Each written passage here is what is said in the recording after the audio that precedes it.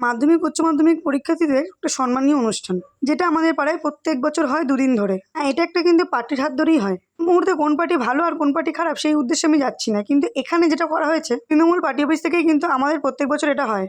এখানে হয় বাচ্চাদের আঁকা প্রতিযোগিতা, নাচ, গান, আবৃত্তি আরো নানান কিছু। আর এর সাথে করা হয় মাধ্যমিক উচ্চ মাধ্যমিক পরীক্ষার্থীদের এগিয়ে যাওয়ার জন্য, মনোবল বাড়ানোর জন্য একটা সংবর্ধনা। সারা পাড়া ধরে যেন একটা উৎসব হয়। ও দূর দূরান্ত থেকে এখানে আসে অনেক মানুষ, ধরা যেতে পারে প্রায় 8-10 হাজার মানুষের ঢল নামে একই প্যান্ডেলের নিচে। তাতে ব্যবস্থা থাকে খাবার দাবারেরও। প্রায় সমস্ত মানুষের বাড়িতে বাড়িতে গিয়ে কুপন দিয়ে আসা হয়। সেখানে থাকে চেয়ারের ব্যবস্থা মানুষের বসার জন্য।